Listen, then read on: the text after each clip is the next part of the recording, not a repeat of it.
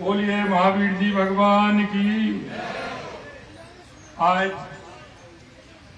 राजस्थान जैन सभा द्वारा आयोजित सामूहिक क्षमावाणी कार्यक्रम में उपस्थित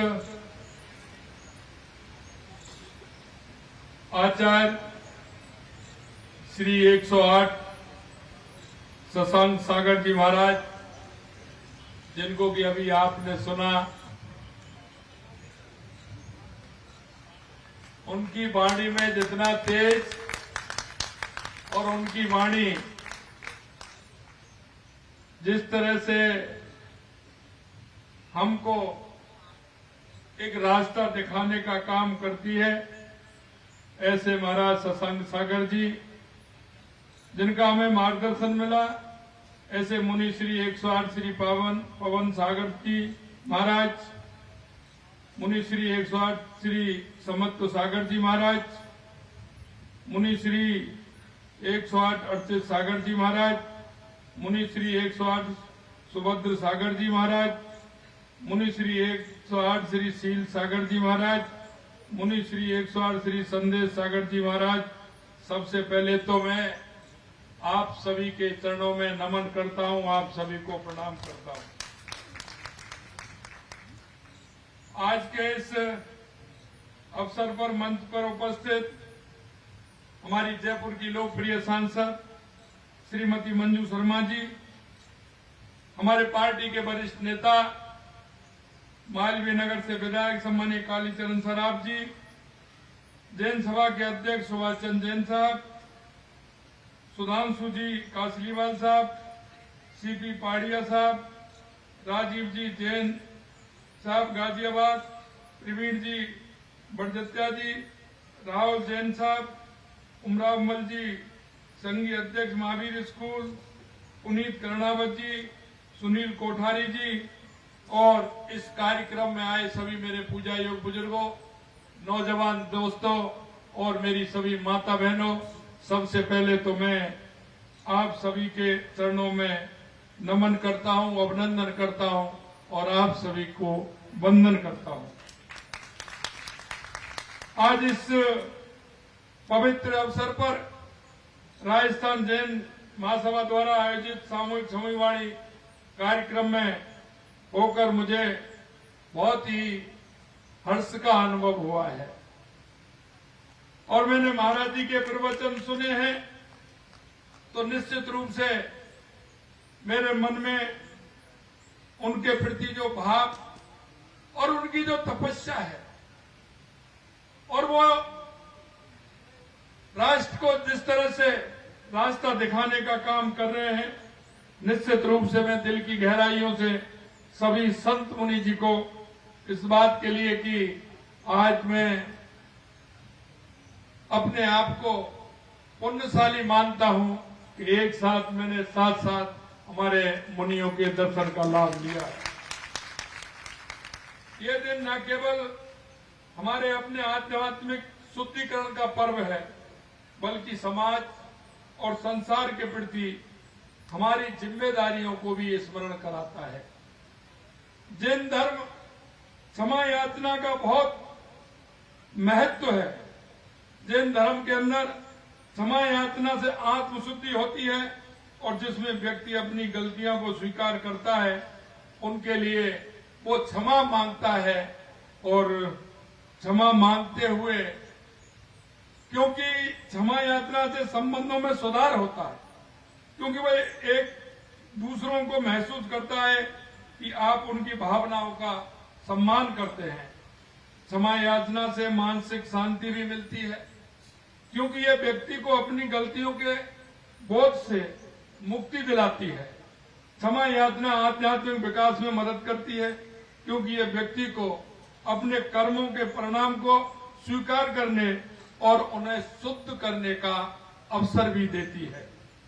क्षमा याचना समाज में सद्भावना फैलाती है, क्योंकि ये दूसरों को ये महसूस कराती है कि आप उनके प्रति सहानुभूति भी रखते हैं। जैन समाज क्षमा याचना के महत्व को बढ़ावा देता है अपने सदस्यों को आत्मशुद्धि, मानसिक शांति प्राप्त करने में मदद भी करता है। गलती होना मनुष्य का स्वाभाविक गुण है, लेकिन उस गलती को स्वीकार करते हुए क्षमा मांग लेना यह बहुत बड़ा मानवीय गुण भी है। और इसके साथ सामने वाले को क्षमा करना भी बहुत बड़ी बात होती है। यह काम कोई वीर ही कर सकता है। इसलिए कहा गया है, क्षमा वीरस्य भूषणम। आज क्षमा वाणी के अवसर पर मैं भी जाने अनजाने में जो गलतियां हुई हैं, मैं उसके लिए भी आप सभी से क्षमा मांगता हूं। जैन धर्म पूरे विश्व को शांति और सद्भाव से रहने का संदेश। आज क्षमा वाणी के अवसर पर मैं भी जाने अनजाने में जो गलतियां हुई हैं, मैं उसके लिए भी आप सभी से क्षमा मांगता हूं। जैन धर्म पूरे विश्व को शांति और सद्भाव से रहने का संदेश देता है, क्योंकि जब गलतियों के लिए क्षमा मांग ली जाती है तो अपने आप ही सारे गिले शिकवे दूर हो जाते हैं।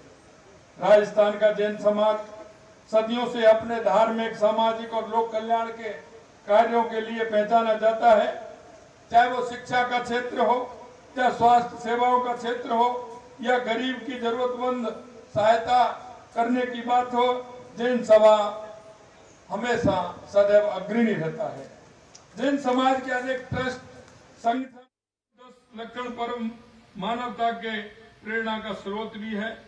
10 लक्षण न केवल आध्यात्मिक उन्नति का मार्ग दिखाते हैं, बल्कि सामाजिक सामंजस्य और शांति की नींव भी रखते हैं। इन गुणों का अनुकरण कर हम न केवल अपने जीवन को शुद्ध करते हैं, बल्कि समाज और देश को भी सुखी और समृद्ध बनाने का काम करते हैं। जैन धर्म सत्य, अहिंसा, अपरिग्रह, ब्रह्मचर्य, असत्य की शिक्षाएं आज के युग में उतनी प्रासंगिक हैं जितनी पहले थी। और व्यक्ति कुछ भी सोचता है, लेकिन उनके मन में कहीं ना कहीं भाव पैदा होता है, और उस भाव से जब वो काम करता है तो निश्चित रूप से उसको मन को भी शांति मिलती है। अहिंसा का सिद्धांत केवल शारीरिक हिंसा से बचने की बात नहीं करता, बल्कि मानसिक और वाचिक हिंसा से भी दूर रहने की प्रेरणा देता है। दूसरे के प्रति करुणा, संवेदनाओं का भाव रखना चाहिए। अंत में मैं राजस्थान के जैन समाज की प्रशंसा भी करता हूं, जिन्होंने इन मूल्यों को अपने जीवन में अपनाया और समाज के उत्थान के लिए निरंतर कार्य भी किया है। हमारी संस्कृति, हमारी परंपराएं हमें सिखाती हैं कि क्षमा सबसे बड़ा आभूषण है, और यही क्षमा वाणी हमें अपने भीतर की कटुता, बैर भाव को त्यागने का अवसर प्रदान करता है।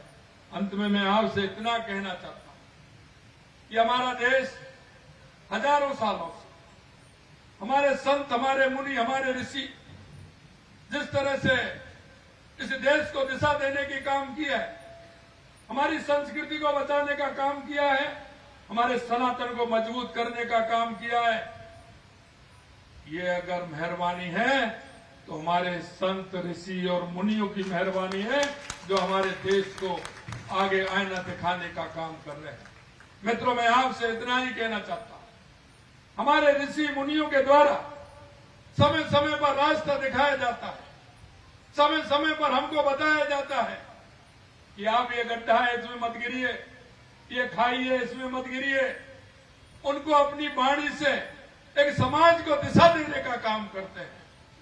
हमेशा इन्होंने देश के लिए, समाज के लिए, समाज को आगे बढ़ाने के लिए, समाज को मजबूत करने के लिए, समाज में किसी तरह का गलत भाव पैदा नहीं हो, इसके लिए लगातार हमारे संत और मुनि पूरे देश के अंदर इस तरह का भ्रमण करते हुए समाज को आगे लाने का, समाज को अच्छे रास्ते पर चलने का मार्ग दिखाते हैं।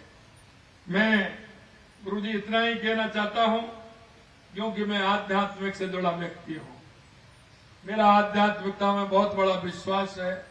इसलिए मैं कहना चाहता हूं कि जैन धर्म सिद्धांतों को अपने जीवन में आत्मसात करेंगे, समाज के कल्याण के लिए काम करते रहेंगे।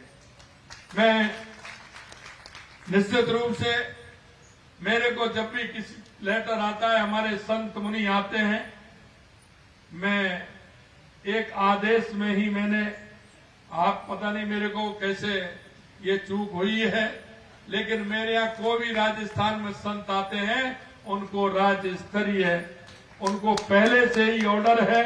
और ये मैंने जब मैं मुख्यमंत्री बना था उस समय ही ऑर्डर हुआ था कि हमारे मुनि संत जो आते हैं उनका राज्य अतिथि के रूप में उनको सम्मान मिलेगा।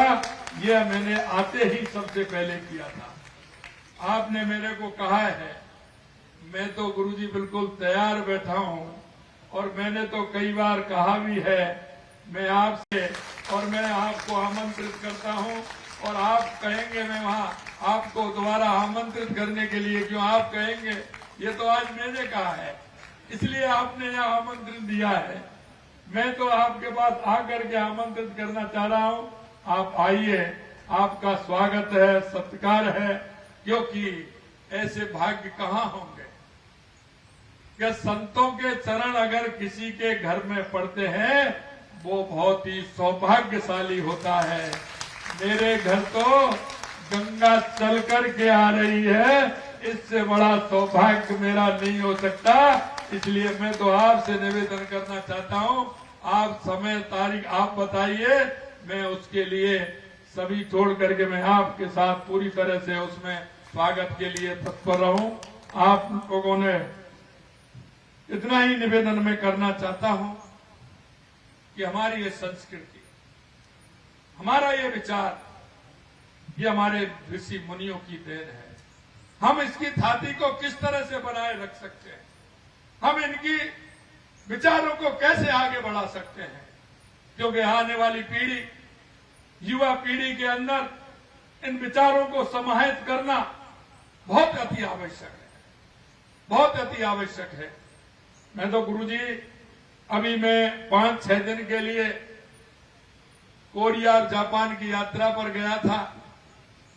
मेरे से कई लोगों ने कहा कि आप तो लहसुन प्याज भी नहीं खाते, इसलिए आपका वहां भोजन कैसे होगा। मैंने कहा कि पहले हमारे बुजुर्ग तीर्थाटन को जाते थे, 8-8, 10-10, 15-15 दिन में आते थे, लेकिन वो अपना भोजन और प्रसादी साथ लेकर के जाते थे। घर में माता बहनें बनाती थी। मैं 5-6 दिन में आया, 6 दिन मेरे घर से बनवा के ले गया, और वो ही मैंने पूरे उसमें लिया। और क्योंकि मेरे से कहा कि ये सब्जी तो वहां भी मिल जाएगी, लेकिन मेरे से किसी ने कहा कि तेल किसी और का मिलता है वहां, तो मैंने कहा ये नहीं चलेगा। इसलिए गुरुजी मैं तो साथ लेकर के गया था, और साथ ही अपना पूरा सामान लेकर के 5 दिन की मैंने 6 दिन की मैंने यात्रा की। मेरे को बहुत ही सौभाग्यशाली हूं कि आपके दर्शन का लाभ मुझे मिला है, और निश्चित रूप से आने वाला समय मैं आप सभी से कहना चाहता हूं, हमारे संत और मुनियों के रास्ते पर चल के ही हम हमारे रास्ते को तय कर सकते हैं। आने वाला समय दुनिया के अंदर जिस तरह का है, हमारी संस्कृति, स्वामी विवेकानंद जी ने कहा था 1893 में, उठो जागो और इस देश दुनिया पर छा जाओ। आज वो समय उस नरेंद्र से लेकर के इस नरेंद्र ने वो दुनिया को समय दिखाने का काम किया है। इसलिए मैं कहना चाहता हूं, आने वाली पीढ़ी को हम हमारे आध्यात्मिक से जोड़ते हुए, हमारे ऋषि मुनि जो हमें रास्ता बता रहे हैं, उस रास्ते को इंगित करते हुए हमें चलना है। निश्चित रूप से वसुदेव कुटुंब की भावना को भी पूरा करेंगे। और स्वामी विवेकानंद जी ने कहा था कि 21वीं सदी हमारी होगी। धीरे धीरे परिवर्तन की स्थिति आप देख रहे हैं। दुनिया में 21वीं सदी हमारे इन संत मुनियों की वजह से भारत की होगी, क्योंकि जितना सम्मान भारत में होता है उतना ही सम्मान हमारे ऋषि मुनियों का दुनिया के किसी भी कोने में पहुंचते वहां भी होता है। क्योंकि बदलता हुआ समय है, आने वाली ये सदी आपकी है, अपनी है, और अगर हमें मुनियों की कृपा रहेगी तो उसमें और ज्यादा भी कृपा हमारे ऊपर रहेगी। इसी के साथ पुनः मैं आप सभी से क्षमा याचना चाहता हूं। और ये कार्यक्रम बहुत अच्छा रखा। इसके लिए भी मैं धन्यवाद देना चाहता हूँ। पुनः मुनि जी के चरणों में प्रणाम करता हूँ और आप सभी को भी मैं नमन करता हूँ। आप सभी को बहुत बहुत धन्यवाद। नमस्कार। जय हिंद, जय भारत, जय राजस्थान, जय जिनेन्द्र। जोरदार तालियों के माध्यम से अभिनंदन करें। बहुत ही सुंदर शब्दों के माध्यम से, अपनी भावनाओं के माध्यम से